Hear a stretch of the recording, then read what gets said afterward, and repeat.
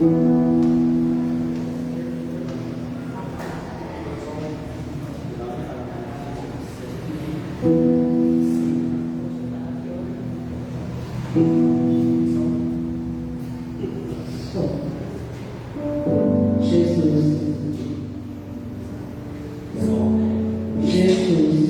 a Deus.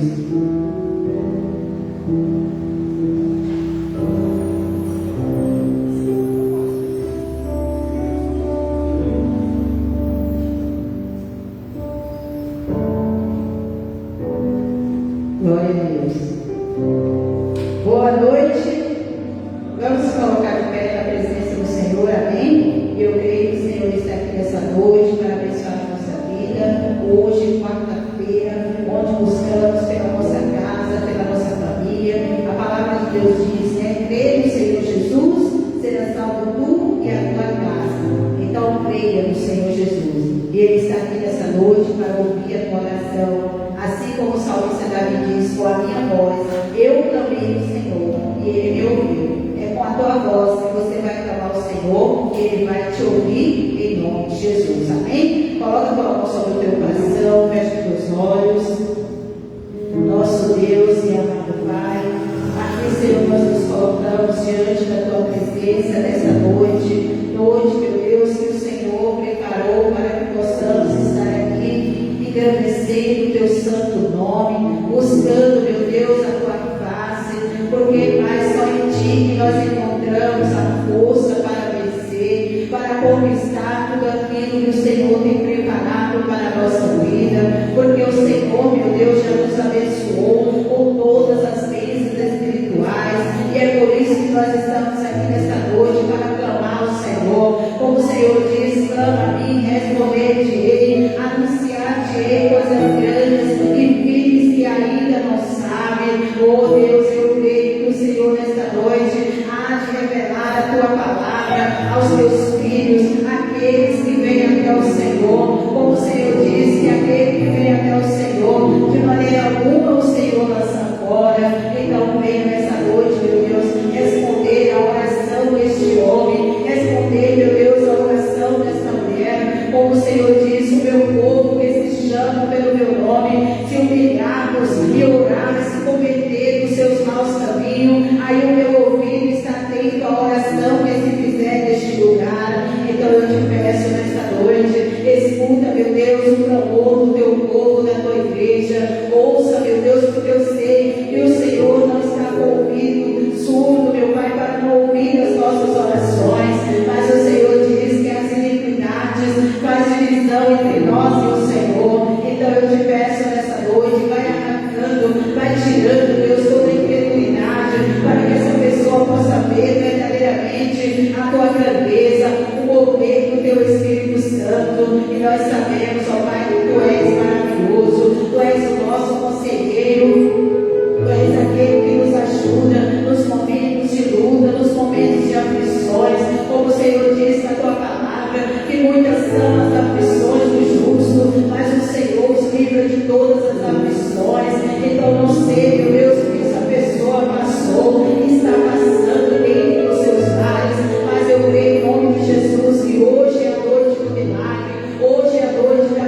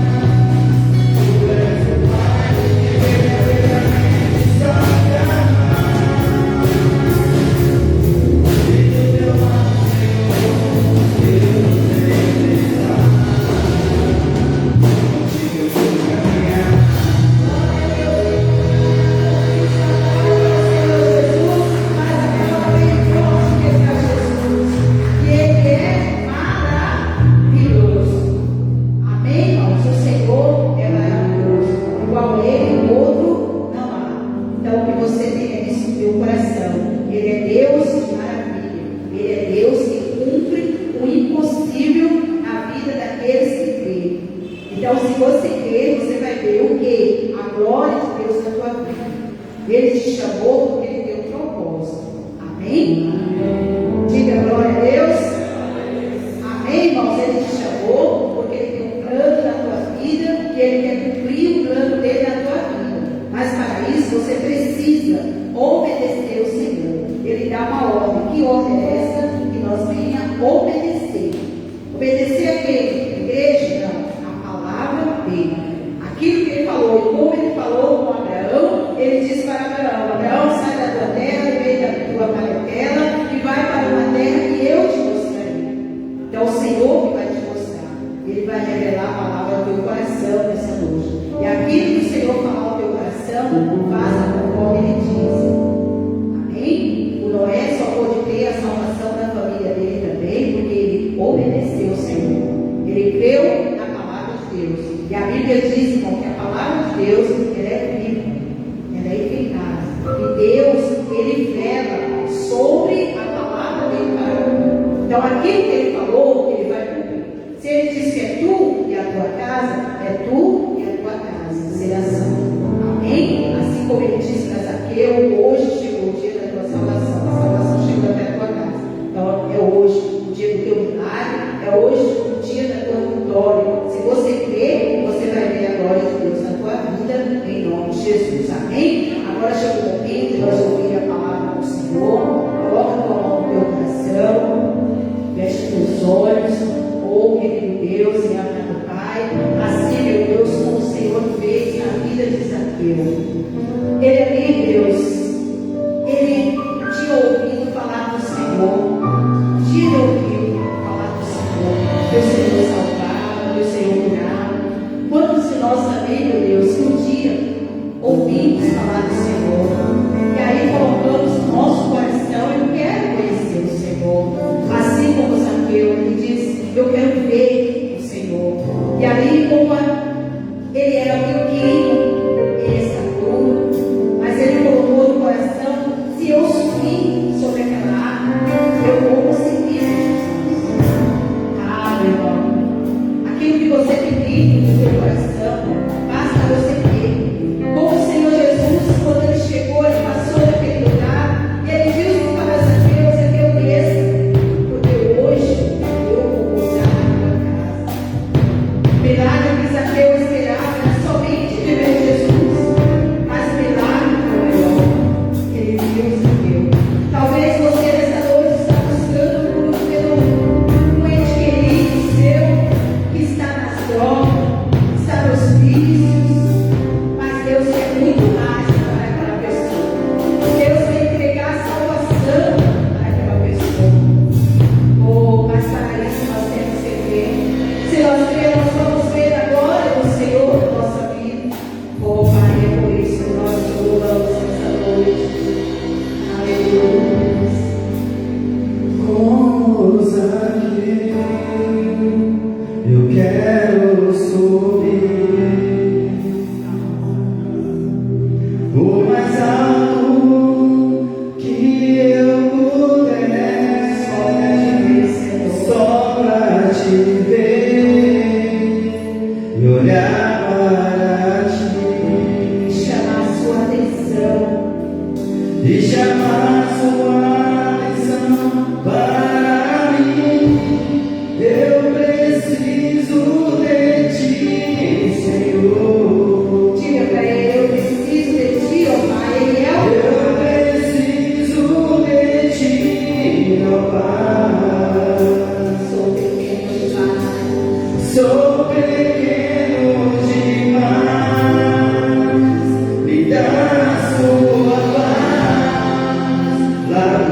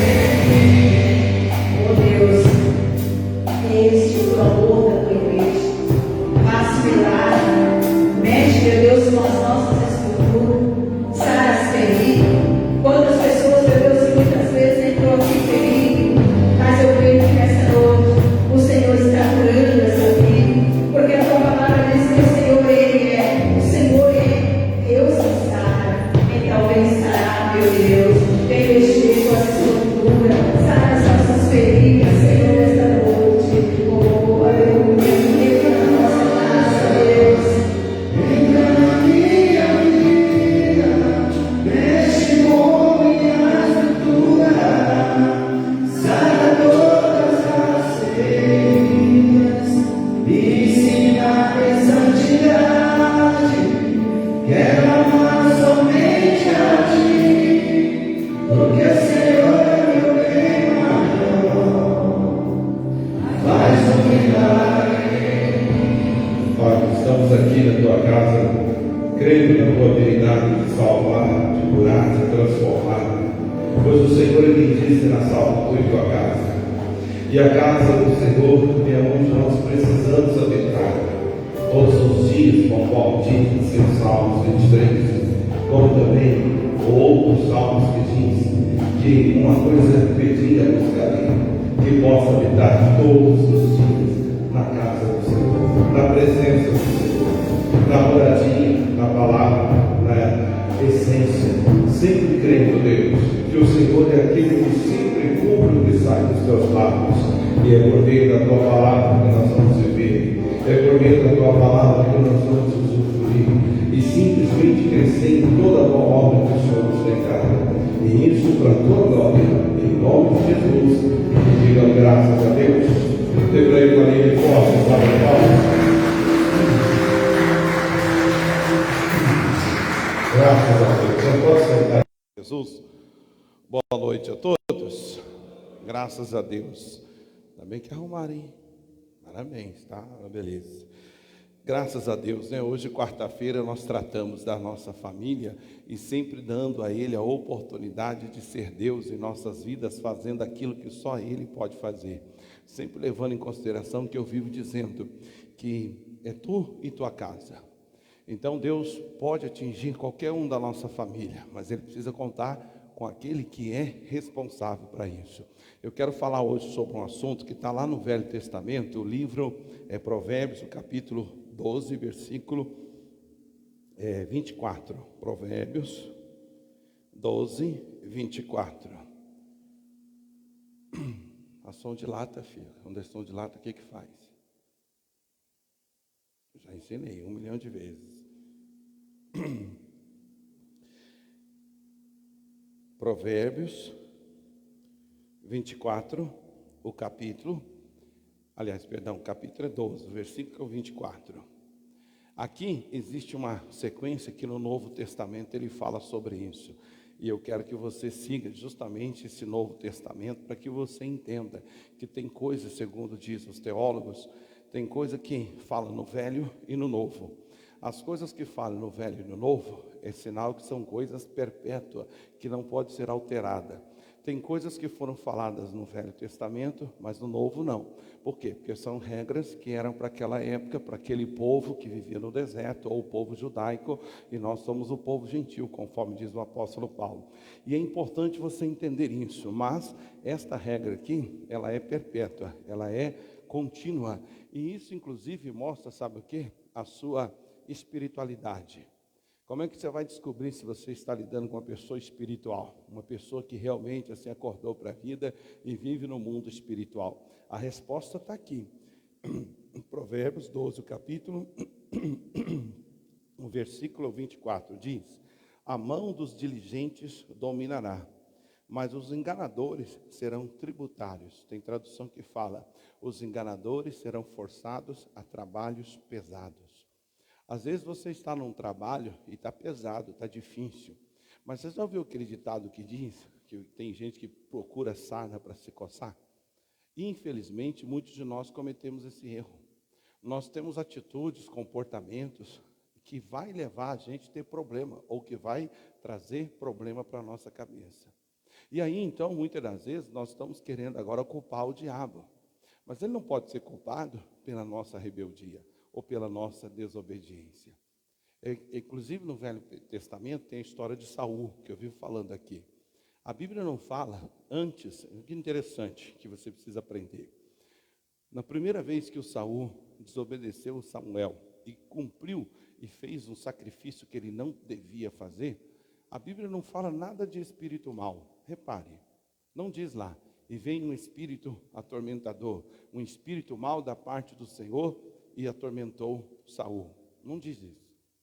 A segunda vez que o Saul desrespeitou a lei de Deus e não matou todos os animais conforme tinha sido mandado ele fazer, deixou as vacas, as ovelhas e o Agag, que era o rei, que devia ser o primeiro a morrer. Também não diz: Saul tentado não fez o que Deus mandou. E por que não está escrito isso? Porque aquele momento, o Saul, ele era consciente o bastante, ele era dono de si, ele estava lúcido o bastante para ter tomado decisão segundo a opinião dele, a vontade dele, segundo o que ele achava certo. E é importante você ver esses detalhes da Bíblia, para você não querer nem se encostar no erro de ninguém, e nem muito menos querer se justificar em relação ao erro de alguém. A Bíblia fala de Davi, que cometeu adultério e que matou o marido daquela mulher que foi alvo do adultério dele. A Bíblia também não fala: Davi tentado pegou Betsaba. Davi tentado matou Urias. Não está escrito isso. É bem verdade que a gente sabe que, né, no sentido, vamos dizer assim, figurado, toda tentação vem do diabo. Mas, porém, o livro de Tiago, capítulo 1, ele fala uma coisa que é o que nós devemos nos preocupar. Ele diz lá assim: não virá, aliás, ninguém é tentado por Deus. Toda tentação vem da própria concupiscência da pessoa. Não tem a ver propriamente com o diabo e nem tem a ver com outra pessoa, mas tem a ver com ela mesma. Então a tentação é algo, como alguém já disse, personalíssimo. Pessoa que não tem problema de tentação, por exemplo, questão de medo, seja ele qual for, de escuro, você pode deixar ela dias e dias no escuro, que ela não vai ter medo, ela não vai fazer loucura, porque está naquele escuro. Se você pegar uma pessoa que não tem problema de tentação, por exemplo, de doce, ela não gosta de doce, você pode deixar ela dias e dias sem comer, e você pode colocar perto dela os doces mais saborosos que a terra já ofereceu.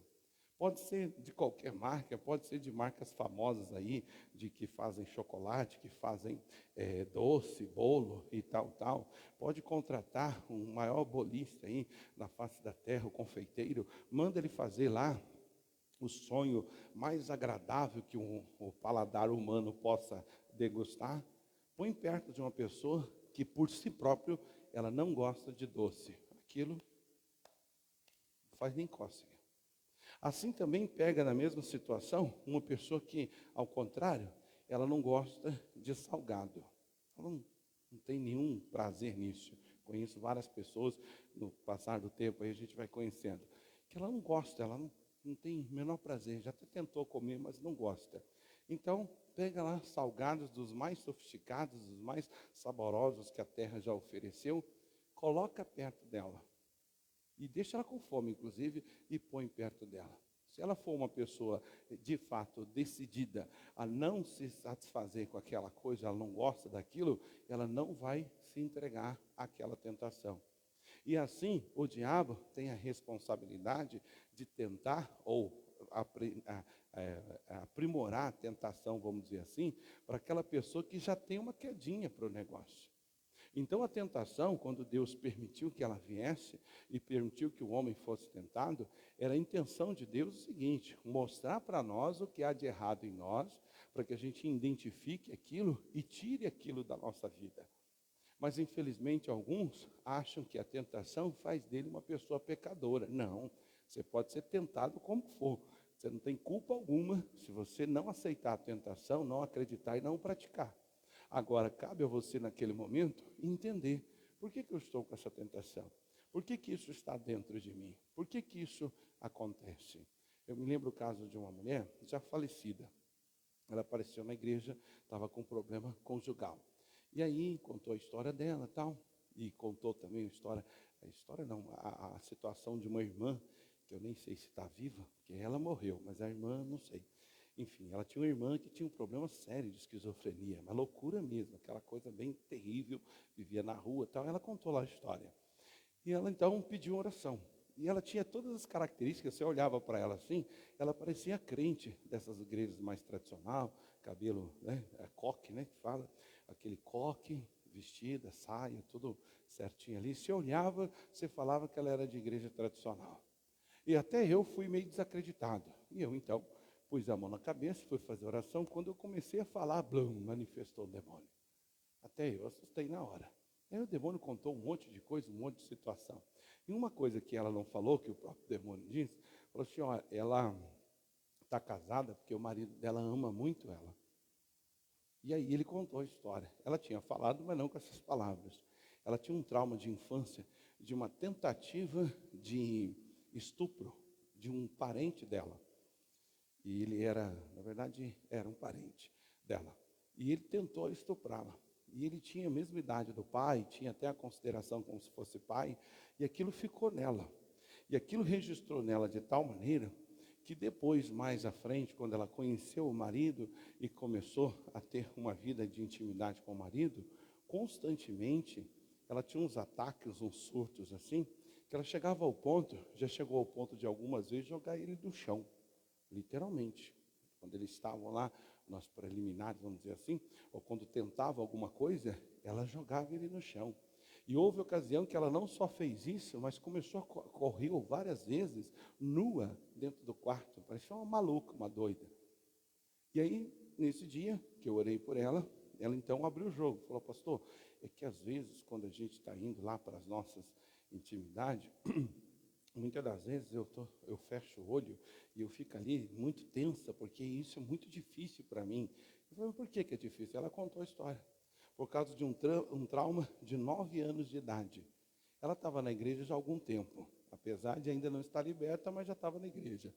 Quando ela falou isso para mim, ela tinha 38 anos de casada. Ela tinha um filho de 38 anos de idade. Ela tinha um filho de 9, um tinha 9 e o outro 6, coisa assim. Esse aí até virou pastor depois, esse de 9, numa reunião especial lá. Ele veio falar comigo que Deus deu a ele chamado e realmente ele é pastor mesmo no dia de hoje. Tinha 9 anos de idade. E aí então, ela veio contar para mim essa história. Eu falei, mas a senhora está na igreja há tanto tempo. A senhora nunca se apercebeu disso? A senhora nunca teve a curiosidade, que seja, de perguntar para outras pessoas? A senhora acha que uma vida entre duas pessoas que têm intimidade, que se ama, é assim? Essa palhaçada parece uma guerra para ter uma relação? Como assim? Sabe o que ela falou para mim? Falou, pastor, nunca nem pensei como é que seria. Mas como é que Deus vai libertar a gente assim? E assim é o caso. Por isso, o conhecimento da verdade é o segredo de tudo. Porque disse Jesus, conhecereis a verdade e a verdade vos libertará. Não é Deus, é a verdade. Então eu posso usar o poder que Deus me deu, expulsar o demônio de uma pessoa, ela está liberta. Nem sempre. Na maior parte dos casos nem funciona. Porque o que mantém a pessoa liberta e livre é o conhecimento da verdade. É o conhecimento das Escrituras Sagradas sobre aquele assunto que livra a pessoa. Se ela não conhecer, se ela não tiver acesso à verdade, ela não consegue a libertação. Ela não consegue a liberdade. Seja a liberdade de tratar a Deus, de falar com Deus, de ser amado por Deus, de amar a Deus. Ela não consegue viver essas realidades da vida. Agora, quem tem que se aperceber é ela. Eu conversei com uma outra pessoa, essa aí, questão intimidade. Aí depois Deus pôs a mão, acertou, viveu bem. Mas um outro caso, uma pessoa, pastor, eu estou na igreja há tantos anos.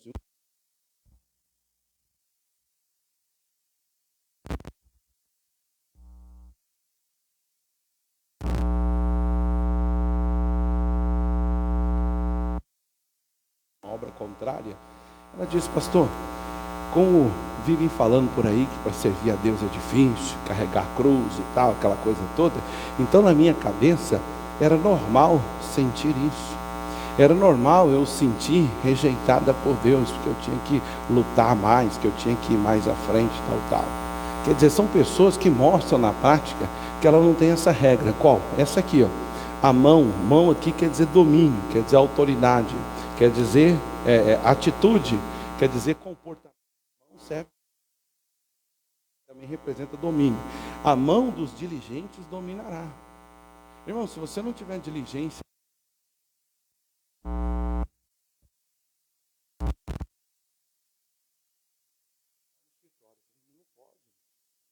eu não posso. A gente estava tratando um assunto que se refere animal e racional, né? São os animais, no caso. Mas aí eu estava tratando o outro lado da moeda. Quer dizer, nós que somos racionais, deixamos o irracional fazer uma coisa e perturba a gente mesmo. Como assim? Eu vou brigar com o animal? Eu vou bater no animal? Afinal de contas, inteligente sou eu, não é ele. Mas a gente procura essas dor de cabeça. E o pior é que nem sabe de onde vem, por que aconteceu. E é assim que o diabo prevalece, irmão. Ele vai tirando situações, circunstâncias, e aí você arruma uma desculpa. Não, porque hoje está frio, por isso que aconteceu. Tá bom. Acontece outras situações, circunstâncias, acontece de novo. Não, eu fiquei assim agora com a garganta assim, porque está muito frio. Tá bom. Aí uma outra ocasião, não, porque eu tomei sorvete ontem. Tá bom. Não, estou assim porque eu fiquei muito tempo no ar-condicionado. Tá bom. Uma coisa eu tenho para dizer, sua garganta nunca vai ficar boa.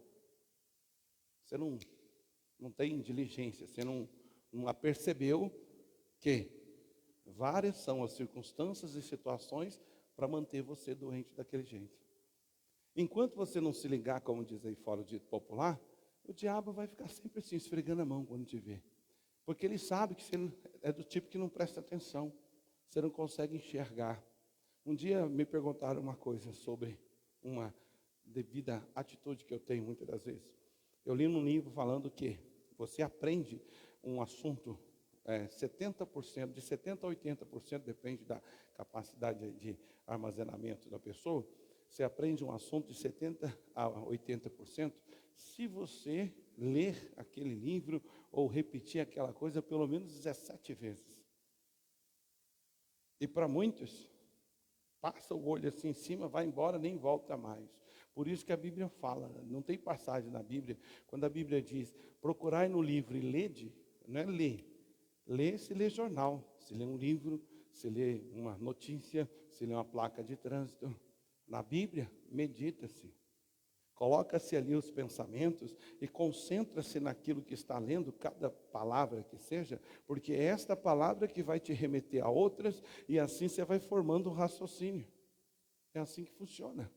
Tem gente que é fácil. Eu me lembro um dia de uma moça, ela veio falar comigo e pediu um conselho, e aí Deus me deu assim um exemplo besta até na hora, mas serviu, e ela entendeu. De vez em quando a gente se encontra por aí, que a gente quase não se vê mais, e ela hoje é uma jovem senhora, casada e tal, de vez em quando que a gente se encontra, eu ainda pergunto, e aí, filha, quem morre?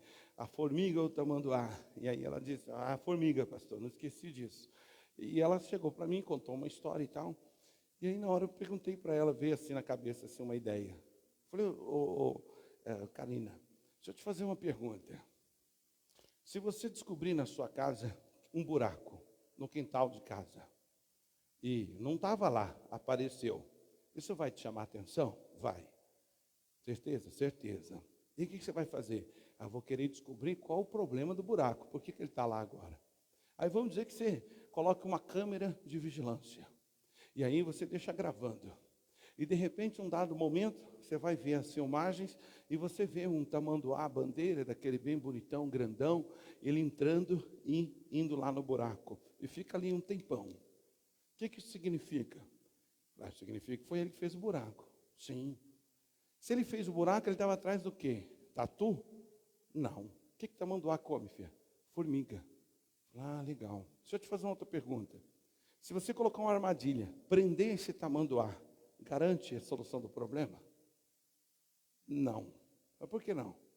É porque se esse tamanduá achou, assim, ela dava as respostas, a menininha é ligeira, gosta de gente assim. Tem gente que você fala umas coisas, até você compreender, já até perdeu a graça. Não, pastor, eu penso assim, que se eu tirar aquele tamanduá, se existe outro, vai achar também. Foi qual que é o segredo? O segredo é matar a formiga. Acabou. Está aí. Então, sai por aquela porta, mate a formiga, que o tamanduá vai embora. Ele pode até voltar uma ou duas vezes, tentar se alimentar, porque já estava lá, já sabe onde está a fonte de alimento. Mas aí ele vai mais uma noite, não tem mais nada. Vai uma outra noite, não tem mais nada. No máximo, 3 vezes ele aparece lá, depois, pica a mula, não quer mais nem saber da sua casa. Assim é o demônio, irmão. Ele tem que ter algo para se alimentar. Aí continua a burrice da pessoa, continua a idiotice dela, continua o pecado na vida dela e ele continua vindo. A hora que cessa o pecado, na hora que cessa a burrice, na hora que cessa os erros, ele vaza. E como é que isso acontece, pastor? Quando isso acontece? Quando a pessoa passa a ser diligente. Se você pegar na língua portuguesa, a palavra diligente quer dizer apercebido, zeloso, atento, ligeiro. É só a maneira que você tem que ter, nada além disso. Por isso disse Jesus, através de 3 apóstolos, o João, Marcos, Lucas e Mateus, fala as mesmas coisas. Orai e vigiei. Não adianta você ser maluco de oração, ora igual um doido. Meu pastor que vivia falando, a gente, aqueles primeiros momentos, né, você está começando, me lembro uma vez que eu estava orando, e aí eu saí da oração, já ia para o quarto para dormir, eram umas certas horas da noite, e eu então, naquela empolgação, aí eu saí, ainda saí, né, orando em línguas. Aí ele olhou para mim e falou: irmão, você é louco? Eu falei: não, senhor. Vocês não acabou a oração, irmão? Larga de ser crente, irmão. Para com isso, é coisa de louco, irmão. Já orou, acabou, vai fazer sua vida. Já imaginou a gente passar na rua agora o tempo todo? Está orando em línguas, porque diz a Bíblia orar em todo o tempo. O missionário tem uma mensagem que ele tira sarro de crente assim. Pensou, você está do lado de uma pessoa, a pessoa vira. O que está acontecendo? Você tem algum problema? Não, porque eu estou numa situação aí, e a Bíblia diz orar em todo o tempo, então estou orando. Isso é coisa de louco. Mas o caso é esse, porque a pessoa, por falta de diligência, ela começa a atirar para todo lado. E sabe por que ela começa a bater para todo lado? Porque aqui diz no final do versículo: mas os enganadores são tributários. Ou seja, aquele que vive no engano, de não estar percebendo os erros, as falhas, aquilo que tem que mudar, ele naturalmente é forçado a trabalhos difíceis. Tributários aqui quer dizer pagadores de impostos. É aquela pessoa que paga um preço caro pela burrice dela. E aí então, quem que quer ficar no sofrimento? Ela começa a tirar para tudo quanto é lado. Assim seja o fato de uma pessoa. Eu estava conversando com uma psicóloga, irmã nossa, um dia, ela me deu um livro, chama-se Cérebro que Transforma, o Transformador, sei lá, alguma coisa assim. E eu li esse livro, várias partes dele individual, que é livro técnico. Ela aprendeu na faculdade e me passou esse livro. Eu até mandei comprar. Ele tem umas 500 páginas, 400 e poucas, 500. E ele fala sobre o poder transformador do cérebro. E o apóstolo Paulo, no livro de Romanos, capítulo 12, ele diz o seguinte: não vos conformeis com este mundo, mas transformai-vos. Não é Deus que me transforma não, querido. Eu me transformo. E aí você diz: mas como assim, pastor? Simples. Se você hoje fosse um analfabeto, você pode ter 100 anos de idade, você é analfabeto. Uma palavra, uma letra para você não significa nada. Aí alguém pacientemente vai lá e te ensina a ler. Você já começa a compreender e ler. Daqui um dia concluiu o ensino médio, o ensino fundamental, o ensino básico, o fundamental e o médio. Daqui a pouco você está apto a entrar numa faculdade e daqui a 5, 6 anos, dependendo a grade que você vai estudar, você vai ter mente de médico, você vai ter uma mente de advogado, você vai ter uma mente de um administrador, a mente de um contador, a mente de um TI, de informática que seja, você vai ter uma mente de um engenheiro eletrônico ou engenheiro elétrico. Foi milagre? Não. A capacidade humana que Deus deu a todo ser humano. Mas tem crente que é perigoso, ao invés de encarar, meter as caras no livro e estudar, ele fica orando para Deus fazer dele um bom profissional. Isso não existe, irmão. Isso não existe. Me lembro o caso de uma, chama-se Dolores, e ela então amargou isso na pele. Ela era uma pessoa que conhecia muito. No total, ela estava com 20 anos ou mais dentro de uma empresa, numa empresa multinacional. E a última vez que ela estava lá, que ela ficou um tempo, fez um acordo, saiu e depois voltou. Na segunda volta, ela já estava com 12 anos lá. Ela substituía o gerente dela, que era formado, e tinha uma outra coisa necessária. Você está numa empresa multinacional, a sede da empresa é nos Estados Unidos, seria até óbvio você aprender a falar um bom inglês. Ela nunca quis fazer inglês. E nem faculdade de administração. Ela só acordou, sabe quando? Quando ela foi humilhada por uma pessoa que sabia muito menos que ela, sabia menos do que ela na área, tinha muito pouca experiência, mas tinha o que a empresa exigia, um diploma de administradora. Além do que, essa pessoa também tinha inglês fluente. E ela arranhava em inglês. Aí eu perguntei para ela: ei, Dolores, quem é culpado disso? Não, Satanás? Vamos falar que o seu chefe que está desprezando você? Vamos dizer que você não é a filha amada de Jesus? Não dá o dízimo, de repente, não dá a oferta? Deus não te abençoou por quê? E aí ela entendeu. Falou: não, pastor, agora mais do que nunca eu sei que o culpado fui eu. É assim. A pessoa que não tem diligência, acontece isso, a vida passa, ela fica chupando o dedo, querendo culpar o diabo, querendo culpar a circunstância, quando na verdade o erro está nela. É como a situação, naquilo que você é muito tentado, o problema não está do lado de fora, está dentro. E se você for diligente, a ficha cai rapidinho. Oh, peraí, mas como assim? Toda vez a mesma coisa? Está amarrado isso. E você próprio vai tomar decisões e atitudes que vai tirar você dessa. E olha o que diz o livro de Novo Testamento agora. 1 Coríntios capítulo 15. E depois o 16. Aí a gente faz a oração. 1 Coríntios capítulo 15, versículo 57.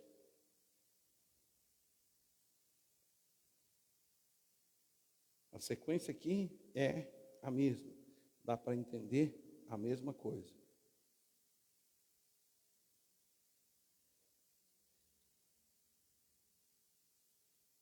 Primeira Coríntios,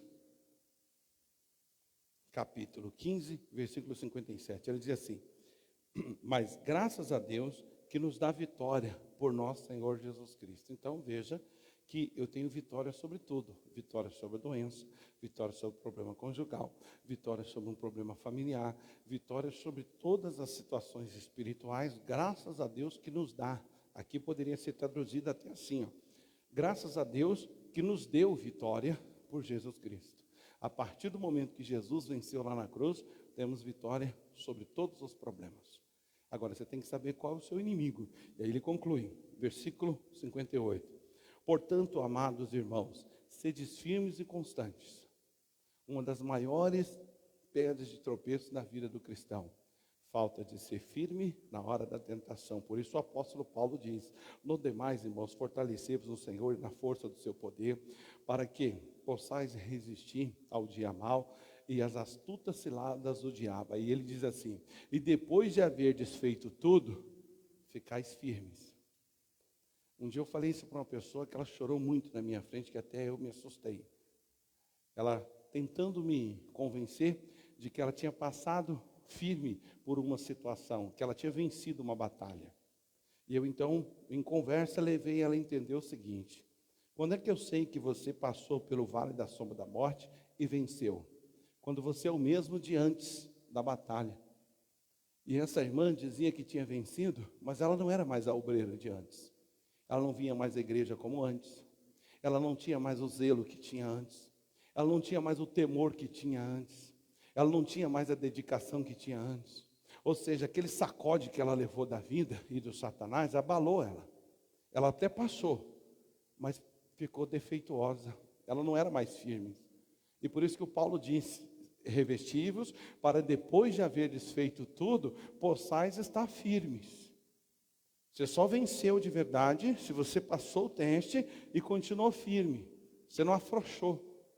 Você não diminuiu o ritmo. Você não parou. Você continua do mesmo jeito. Se você diminuiu, não é mais a mesma pessoa, não faz mais do mesmo jeito, leva empurrando com a barriga, o diabo venceu. Ele conseguiu te dar uma rasteira. Você só pode dizer: sou vencedor sobre todas as coisas, quando você tem essa característica. E aí você vê isso no Paulo, por exemplo. O Paulo, quando foi preso, foi humilhado, tudo que aconteceu em Paulo, ele nunca desistiu. Não tem na Bíblia palavras de desabafo de Paulo, no sentido: maldita hora que eu virei cristão. Que Deus é esse que me ama, que me permite ser preso igual um bandido, toda vez estou preso. Que Deus é esse que me ama e que me vive deixando eu ser apedrejado? Que Deus é esse que me ama e que me deixa passar fome, ser humilhado, maltratado? Repare, leia as Escrituras, você não vai ver isso da vida de Paulo. E não é porque ele não escreveu isso, é porque pelas características dele se percebe que ele tinha esse entendimento de ser firme e constante. Firme, questão de posição, aquela pessoa, né, dona de si.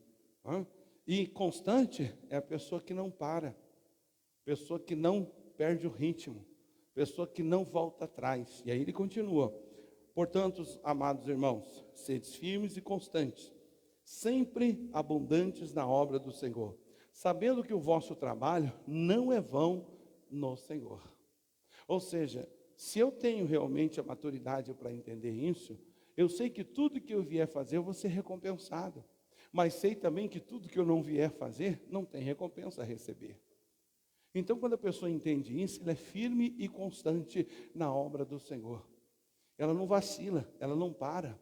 Ela é firme e constante, lê a Bíblia, ainda que pouco, mas ela é firme e constante. Ela é firme e constante em oração. Ela é firme e constante numa campanha. Ela é firme e constante na posição que Deus lhe deu, no ministério que Deus lhe confiou. Ela não fica ali titubeando. Ela é firme e constante. Simples assim. Agora há pouco eu vi uma entrevista de um cidadão e ele falando, né, sobre a experiência de ser pai e como ele tem se adaptado à situação e tal. E aí ele fala que o pai dele faleceu, ele era muito pequeno e ele faleceu. O pai dele faleceu, acho que de acidente vascular cerebral. Ele teve lá o chamado AVC, né, ou derrame, ou como se diz popularmente. Então ele não teve muito contato de pai. E aí ele disse que a primeira preocupação que ele tinha, o que é ser pai, se eu não tive um pai? Como é que faz?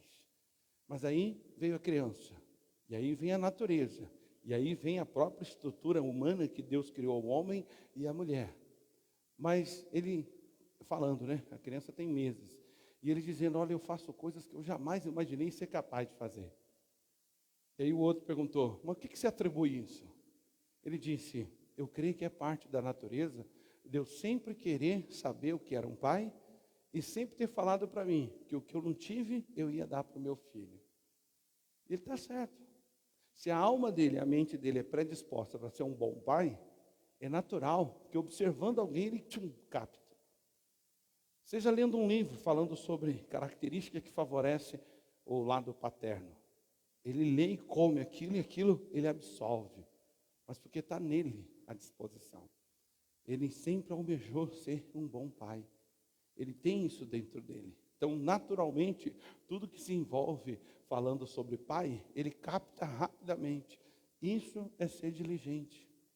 A mão do diligente é aquela pessoa que está sempre assim, né? Observando, pegando aqui, pegando lá. Se você ler a história de grandes líderes que já existiram no mundo, todos eles têm uma parte da vida deles que eles aprenderam a fazer observando o outro. Diligência. É questão de sobrevivência. É assim que funciona. O reverendo João Batista é muito cômico, né? Na maneira dele ser. Mas ele fala umas coisas que é verdade. Não sei se ele tirou isso de um livro. Eu li num livro falando, né? Se você estiver diante de uma pessoa que não aprendeu com os próprios erros, não aprende por orientação, não aprende por os próprios erros, e não aprende vendo os erros dos outros, larga. Deixa para lá que esse é idiota. Li isso num livro. Se estiver diante de uma pessoa, 3 maneiras que o ser humano tem para aprender: os próprios erros, erros alheios e por conselhos que a Bíblia ou alguém dá para ele para evitar o erro. Se ele é aconselhado, o cabeção vai e faz o contrário. Já mostrou um sinal de que quer ser idiota. Se ele viu alguém passar por aquilo na frente dele, o resultado foi mostrado, ele vai e faz a mesma coisa. E o pior, quando ele mesmo comete um erro e insiste em persistir naquele erro, tem que orar por essa pessoa. Ela tem a principal barreira para nunca mudar na vida. Gente, assim não muda, irmão. É as únicas 3 maneiras que Deus tem de mudar alguém: os próprios erros, erros dos outros, ou por orientação para evitar o erro. Se nenhuma das 3 formas funcionar, larga, deixa para lá, orar para esse demônio cair por terra, para a pessoa começar a ser diligente. É assim. Lá em casa eu tenho 3 filhos, assim que foram criados perto um do outro, e se percebe nitidamente. A Juliana é a mais velha deles, lá do nosso convívio. Ela teve um tempo para aprender a falar, aprender a andar, tal. Aí veio o Felipe, ela estava com 4 e veio ele. 3, ia fazer 4 e veio ele. Ele aprendeu muito mais rápido. Sabe por quê? Porque ela vazava, ia brincar, fazer as coisinhas dela, e ele ficava lá chupando o dedo. Então tinha 2 coisas que ele fizesse. Ou ele acelerava para andar mais rápido, aprender mais rápido, ou ele ia ficar sozinho. Aí veio o Vinícius. O Vinícius aprendeu tudo mais rápido que os 2 juntos. Pelo mesmo motivo. Saía a dona Juliana e o seu Felipe para um lugar e ficava ele lá. Só secando, não conseguia acompanhar aquela coisa toda. Mas ele foi o que andou mais rápido e que foi o que falou mais rápido e aprendeu mais coisas muito mais rápido. Então veja que isso está inerente na gente, irmão. É olhar o outro que está à sua frente e aprender com ele, inclusive com as besteiras que ele fez, para não fazer a mesma coisa. Mas tem gente que ela vive num mundo que parece que isso não existe. Pode acontecer casos graves, trágicos diante dela. Ela continua sendo tapada ali, fechada e dizendo, eu vou continuar fazendo assim. Está dando errado, deu errado até agora, não tem mais jeito. Como eu atendi um irmão lá no Grajaú, ele estava querendo separar já da 3ª esposa. Falei, irmão, tem uma coisa errada, não tem não? Você é tão perfeitão que não tem mulher que sirva para você? Vou ser sincero com você, irmão. Falei para ele, eu acho que o defeito está em você. E ele acreditou naquilo. Passou a começar a observar os seus erros. E uma das coisas que ele percebeu depois dessa nossa conversa, pastor, o senhor falou aquilo ficou pensando, poxa Deus, se tiver alguma coisa errada em mim, mostra. E aí ele veio pedir ajuda, inclusive oração. Pastor, sabe o que eu observei? Quando a minha esposa atual fala alguma coisa, faz alguma coisa que me lembra a primeira ou a segunda, eu me perco. Quer dizer, o trauma do primeiro casamento que não deu certo, ele levou para o segundo. E provavelmente isso levou ele a se separar. E já estava indo para o terceiro, já se separando quase. E ele não tinha essa consciência, ele não percebia. Ele não entendia que tudo que ele via que essa esposa atual fizesse, que lembrasse as outras, inconscientemente ele ficava bravo. Ele só descobriu quando veio falar comigo. Por isso, sinal de maturidade. Para a gente finalizar, capítulo 16, o mesmo livro aí. Capítulo 16. O desfecho da mensagem no que se diz respeito. Finalmente, a pessoa acordou para a vida e agora ela é dominante, não mais dominada, agora ela é dominadora. Ela é que domina tudo que está ao seu redor, vontade, emoção, Satanás, seja lá o que for. Diz aí, capítulo 16, versículo 13, ele diz, vigiai, estáis firmes na fé, e portai-vos varonilmente e fortalecei-vos. Então veja que a primeira coisa que ele fala que nós temos que fazer é vigiar. O que é vigiar? Ser diligente, apercebido. Aconteceu, apareceu o buraco lá, como eu falei para a Karina, do Tamanduá. Não tinha buraco aqui, apareceu, de onde vem isso? Esquece o resto, vamos resolver isso aqui. E é assim que o diabo deita e rola na vida de muitos. Está lá o buraco, já apareceu, o cara está lá panguando. Quando vê a casa despenca, podia ser uma outra situação, corroendo a parte de baixo, daqui a pouco a casa afunda. Então Deus muitas das vezes fica sempre assim, de braços atados, querendo nos ajudar, querendo que a gente seja bem sucedido, porque Ele, Deus, conforme diz lá em Jesus, Ele nos deu vitória sobre tudo. Mas eu resolvo ser um boca aberta, como eu costumo dizer, eu resolvo viver babando na vida. Estou percebendo a situação, estou enxergando a situação ao meu redor, mas não faço nada.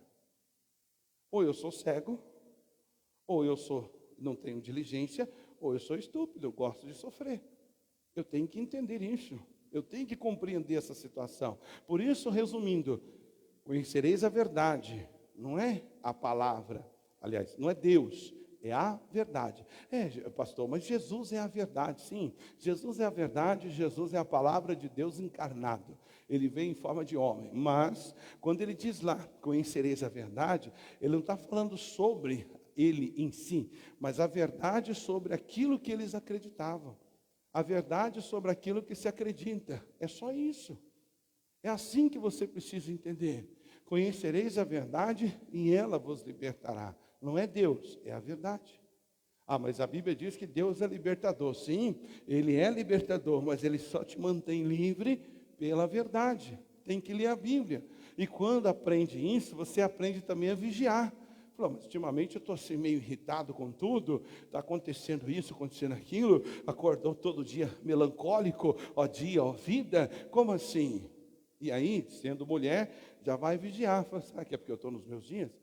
Será que é isso? Será que é aquilo e tal? O próprio Espírito vai orientando a pessoa.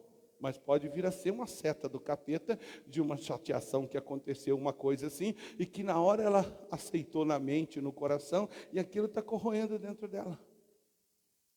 Então, para ser dominante, o primeiro passo é ser simplesmente diligente. Então, quem é diligente, ele é firme, ele é constante, abundante na obra do Senhor. E por que ele tem essa característica? Porque ele sabe que em todas as coisas ele sempre vai vencer. Agora, como é que vai vencer sem entrar na guerra? Como é que vai vencer sem batalhar? Antigamente um corinho que a gente cantava, né? Batalha, não é vitória se não vem a batalha. Quer dizer, tem que ter. Você tem que batalhar para obter a vitória. Aí a pessoa diz, não, eu sou mais de todas as coisas, sou mais que vencedor, graças a Deus. Sim, mas você tem que ter atitudes que comprovem que você é vencedor. E essas atitudes é isso, é vigiar, é ser diligente, é apercebido da vida, da situação, é ter, né, como diz o Simancol, como o pessoal fala, é se aperceber. E aqui ele diz, para finalizar, vigiai, estáis firmes na fé. Em outras palavras, eu tenho que estar consciente, eu estou firme na fé que eu tenho em Jesus, ou na fé que eu tenho naquela palavra, eu tenho que estar firme, porque se eu não tiver, é onde o diabo vence a batalha. Ele diz, portai-vos varonilmente. Sabe o que quer dizer a palavra varonil? Quer dizer heroicamente. Irmão, por isso que o Paulo passava por tantas dificuldades, mas não abaixava a cabeça. Não andava dia a vida, agora eu me lasquei todo. Ao contrário, ele entendeu que servir a Jesus tem que ter aquele período em que você se sente um verdadeiro herói. Herói de ser chicoteado, mas não morrer com infecção, como é o caso dele. Se sentiu um verdadeiro herói, o camarada estava velho já, afundou o navio, época de inverno, imagine a temperatura daquela água. Eu não me lembro agora, mas alguém disse que acho que era menos 5 graus. Você já deve ter entrado em água fria, que seja de represa, de mar é pior ainda, por causa do sal, intensifica ainda mais a sensação de frio. Menos 5, o camarada era velho, não era mais um moleque. Dias e dias sem comer, 14 dias eles passaram em jejum absoluto, sem nada. Imagine a saúde dele como é que estava. O camarada cai na água, ainda tem que nadar, aí chega na ilha, todo molhado, todo ensopado. Poxa vida. Bem que hoje falou, morrer não morri, mas estou quase morrendo, porque é o jeito que eu estou. Um frio terrível. Não, está frio, então vamos aquecer. Vamos lá todo mundo para a fogueira. E aí tal, ele sendo velho, podia sentar lá e falar, aí ó, Deus me usou para salvar vocês, agora se vira. Vocês vão lá buscar madeira, eu vou ficar aqui no bem bom, porque eu sou idoso. Não, ele foi junto. Velho, molhado, com frio, lascado, com fome, em sentido humano, sem nutrientes suficientes há mais de 14 dias, foi lá pegar a madeira. Vai pegar o graveto, uma serpente pica. Você pode ler em qualquer história que fala de picadura de cobra. Lá de picada, lá deixa bem claro. Quando ela pica, imediatamente ela solta e vaza. Aquela tão amaldiçoada, como alguém disse, era enviada do inferno, de tal maneira que ela não se contentou só em picar, não, ela ficou lá. Aí vem Paulo, puxa vida, hein? Mais uma vez me lasco, deve estar lascado mesmo. Aí vai ele lá no fogo, sacode, ela cai no fogo, morre, todo mundo fica olhando e fala, esse cara é muito do diabo, esse cara é amaldiçoado. Quase morreu pela questão da água. Aí agora a cobra o pica. A justiça divina não quer deixar ele viver. Esse cara deve ter sido um criminoso, alguém muito ruim. E está lá Paulo no dia a dia, batendo papo, conversando e tal. E todos ficaram admirados depois, dizendo, ele só pode ser um Deus, porque não morreu afogado, era para morrer. Ao mesmo tempo, agora a serpente o picou, e diz a Bíblia que eles estavam esperando ele inchar, então sinal que ela era venenosa. E não aconteceu nada com Paulo. Varonil quer dizer isso, a pessoa que entende que servir a Cristo, ou que seja uma profissão, ou qualquer coisa na vida, você tem que ter essa disposição para ser um herói, para estar por cima, e não ficar ali deprimido, qualquer coisinha, toma um tapa, já, ai meu Deus, não diz a Bíblia, bateu de um lado, oferece o outro. Mas continua firme, continua sendo o mesmo, continua sendo a mesma mulher, o mesmo homem, continua lendo a Bíblia, continua vindo à igreja, continua sendo fiel no seu dízimo, na sua oferta, continua, meu querido. Porque em todas as coisas somos mais que vencedores, mas se você desistir, não tem como. Como é que Deus vai dar vitória para derrotado? Que Ele próprio se derrota, Ele próprio desanima, Ele próprio para, Ele próprio não entende o andar da carruagem. Aí, como alguém já disse, não tem Cristo que possa ajudar uma pessoa dessa. Então você tem que se aperceber. E aí ele diz no final, vigiai, sedes firmes na fé, e portados varonilmente, e fortalecei-vos. E aí ele diz, todas as vossas coisas sejam feitas com amor. Irmão, por que a Bíblia diz que o amor de muitos se esfriaram, ou se esfriarão? Lá diz, porque aumentou a iniquidade. Aí alguns dizem assim, não, porque se vê tanta coisa errada acontecer no meio do povo de Deus, tal, e isso desanima alguns. Creio que seja também isso. Mas alguns alegam que essa iniquidade, que esfria muita gente, não é nem propriamente em relação à igreja em si, mas em relação às coisas que ocorrem no mundo. É aquela situação que eu mostrei aqui na nossa igreja, que o missionário Soares recebeu, o nosso missionário recebeu do pastor lá do Hilton, pastor da Romênia, um vídeo de 1 minuto e um pouquinho, passando lá uns irmãos ucranianos, acho que no primeiro domingo após o início da guerra, está lá a igreja cheia e os ucranianos orando, buscando a Deus e tal. Isso rede nenhuma passa, emissora nenhuma passou esse culto de louvor a Deus. Passa o desespero das pessoas correndo da bomba, o desespero das pessoas sendo afligidas pelo momento ruim. Por que não passou isso aí? Hein, pessoal, vamos aproveitar a oportunidade, é hora de se apegar mais a Deus, é hora de mostrar quem você é em Deus. Como também recebi relatos de um grupo de faculdade que eu tenho, falando sobre os pastores que estão lá na Ucrânia, contando como é que do nada parava seus tanques russos, do nada o negócio parava de funcionar, e outras coisas mais, armas dos soldados russos que não funcionavam na hora. E aí eles até fizeram comparação com o tempo que Deus fez as rodas dos carros e cavaleiros lá de Faraó, as rodas caíam, elas emperravam, tudo isso para impedir que o Faraó alcançasse o povo antes de atravessar o Mar Vermelho. É o mesmo ontem, hoje, ontem e será para sempre. Mas aí a gente acha que servir a Jesus é sombra e água fresca, servir a Jesus é viver acima do bem e do mal e sem ser atingido. Num certo sentido mas aí que está o grande segredo. Isso, irmão, é interior. A minha paz vos dou, não a paz do mundo. Então quem crê nessa palavra e está lá na Ucrânia, ele então tem a paz de Cristo. Ele não tem a paz do mundo, porque o mundo está em guerra, lá onde ele mora está tendo guerra, mas ele tem a paz de Deus. Ele tem a paz de saber que Deus não vai permiti-lo morrer se não for hora dele. Ele tem a paz em Deus de guardá-lo, que seja de uma forma miraculosa. Deus o guarda dentro de um pedaço de papel, faz virar uma rocha quando o míssil bate e não atinge o camarada. Essa é a paz que ele ofereceu para nós.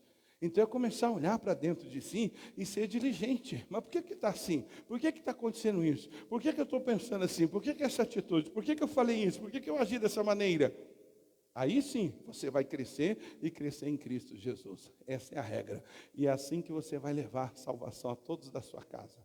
Todos vão olhar para você e falar, peraí, mas veio a pandemia, veio isso, aquilo, outro, fulano continua fiel, continua falando de amor, continua falando desse Jesus, continua falando de santidade, tomou um prejuízo aqui, continua dizendo sobre o Deus que prospera, tomou ali uma traição ali, mas continua falando do amor fiel de Deus. Como assim? Esse é o verdadeiro cristão. É o que entendeu que nasceu para ser varonil, que quer dizer herói. Agora, para isso, você tem que se fortalecer, né? Como? Lendo a Bíblia, orando, buscando a Deus e sendo diligente. Feche os olhos. Pai, a sua graça e força está sobre nós. Eu creio que o Senhor falou ao nosso coração e que nos mantenha assim, Pai, diligente em toda boa obra, para que jamais possamos cair na mão daqueles que são forçados a tributários ou a tributos, ou que são forçados a trabalhos forçados, como diz a outra tradução. Assim, Pai, quantos de nós estamos perdendo a oportunidade de viver uma vida de vitória, porque decidimos a parar, porque não entendemos que se perdemos a firmeza, se perdemos o ânimo, então o diabo venceu do mesmo jeito. A pessoa nem caiu na tentação, ela não praticou, mas ficou extremamente apavorada, assussadíssima. É como hoje um ucraniano, ou que seja outra parte do mundo que esteja em guerra, e a pessoa aceite o Senhor e ao mesmo tempo diga: onde está o Deus da paz?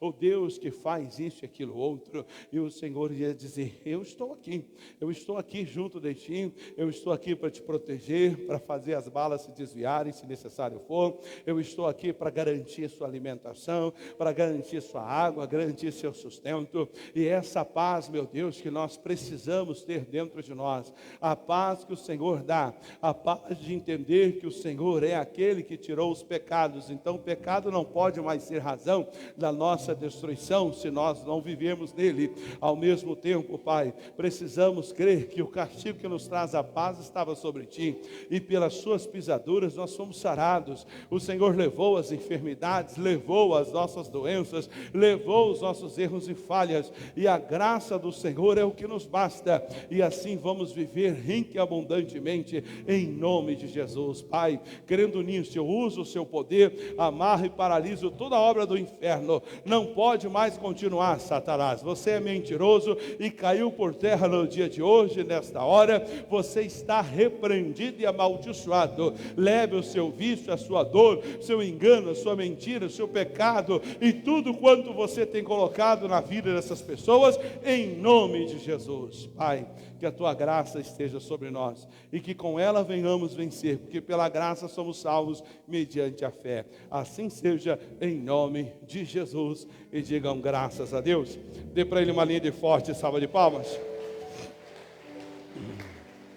Pois bem, agora deixa eu já aproveitar para você de casa, está aqui, ó, nosso envelope de dízimo, aquele tradicional que você já conhece. Atrás tem as contas da igreja. Se você preferir fazer de forma eletrônica, e você da igreja aqui também pode se utilizar desse meio, depois você então manda aqui no final, tem o meu WhatsApp da minha auxiliar, você mande para nós o comprovante para que a gente possa então colocar como membro desta igreja que tem mantido essa porta aberta. Lembrando das nossas próximas datas festivas, agora domingo próximo, Santa Ceia do Senhor, às 8 e às 18 horas, e também no dia 15, que é a segunda data, né, mais importante aí desse mês, vai ser a sexta-feira da paixão.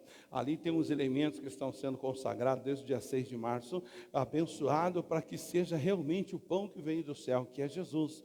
É aquele pão que mata a fome. Eu não sei qual área da sua vida você pode ser beneficiado, mas eu sei que se você participar com fé, Deus vai te abençoar. Então vamos começar dia 15 de abril e mais 6 sextas-feiras para frente, vão ser um total de 7, começando na sexta da paixão.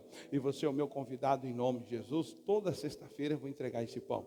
Agora domingo, como eu disse, 8 às 18, Santa Ceia do Senhor, eu aguardo você. Mas ainda tem sexta, a gente está de volta no culto de libertação, abençoando você e sua família, tá certo? Fique na paz, Deus te abençoe rica e abundantemente em nome de Jesus.